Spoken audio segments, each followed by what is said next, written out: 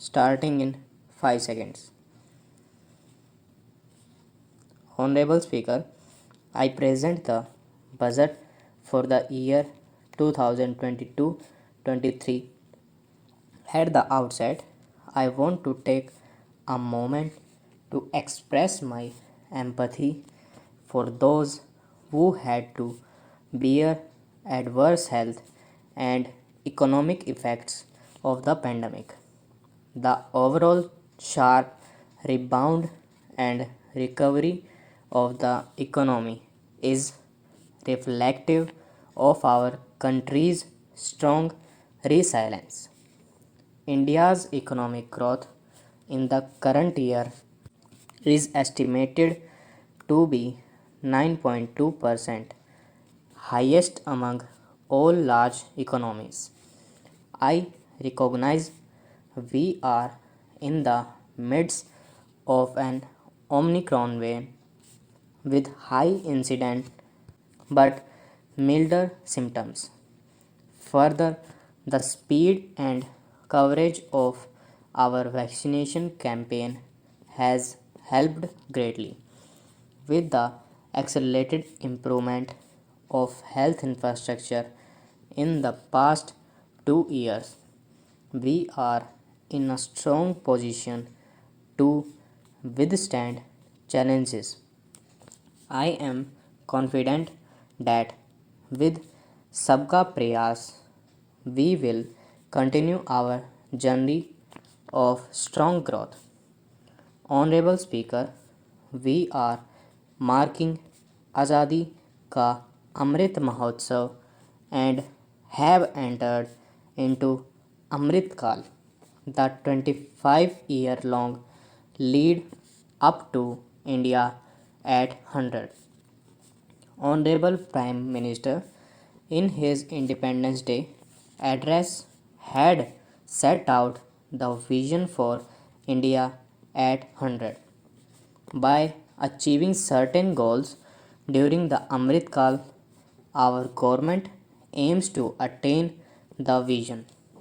They are complementing the macroeconomic level growth focus with the microeconomic level all inclusive welfare focus, promoting digital economy and fintech technology, enabled development, energy transition, and climate action, and relying on virtuous cycle starting from private investment with public capital investment helping to crowd in private investment.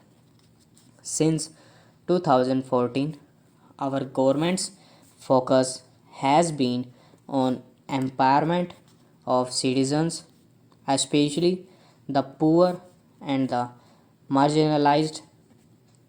Measures have included programs that have provided housing, electricity, cooking gas, and access to water.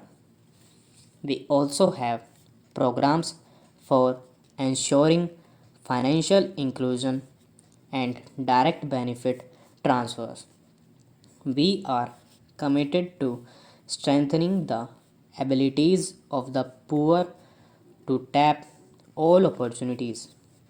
Our government constantly strives to provide the necessary ecosystem for the middle classes, a vast and wide section which is populated across various middle incomes brackets to make use of the opportunities they so desire. This budget seeks to lay the foundation and give a blueprint to steer the economy over the Amrit Kal of the next 25 years from India at 75 to India at 100. It continues to build on the vision drawn in the budget of 2021-22.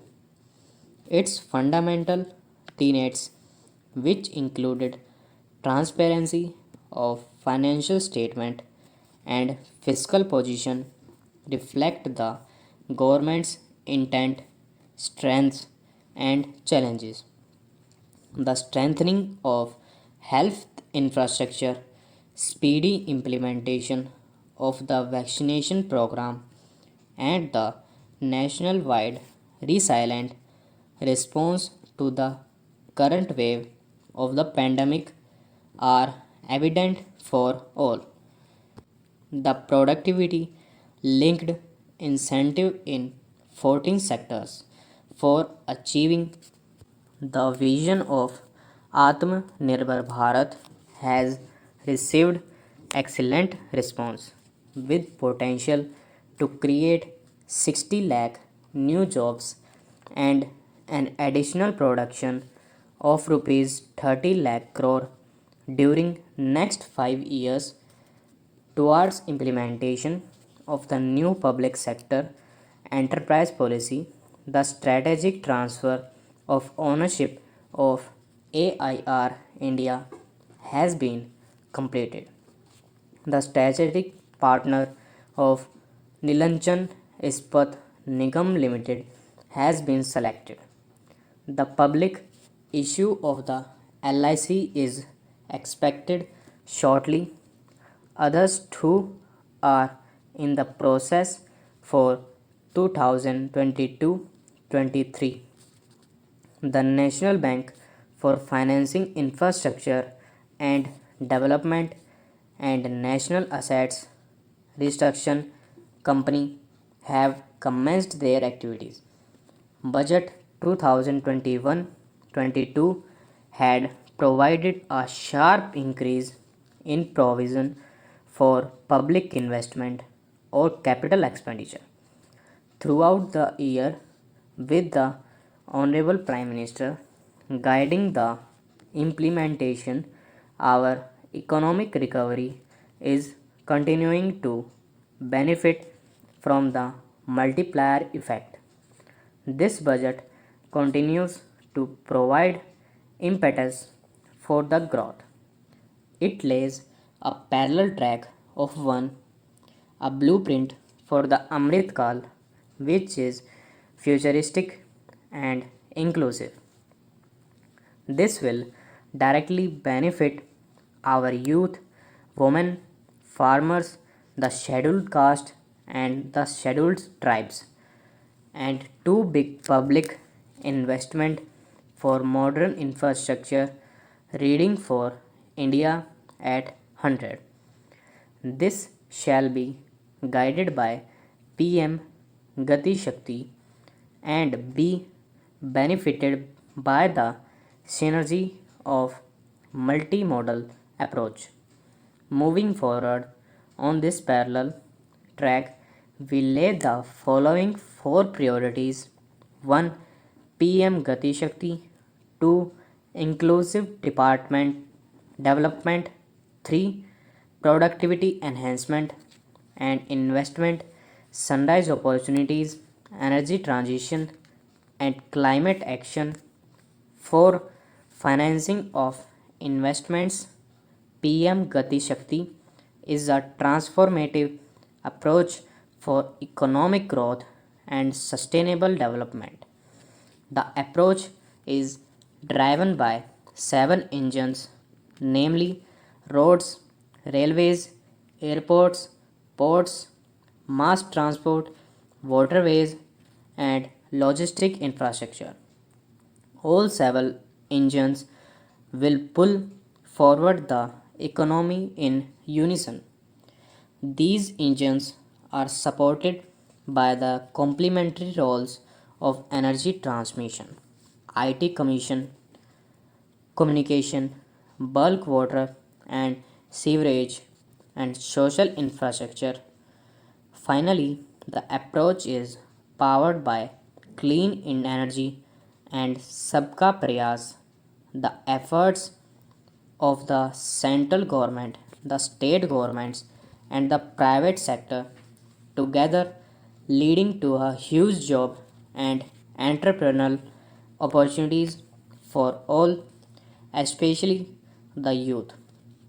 The scope of PM Gati Shakti National Master Plan, which encompass the seven engines for economic transformation, seamless multimodal connectivity, and logistic efficiency. It will also include the infrastructure developed by the state governments as per the Gati Shakti Master Plan.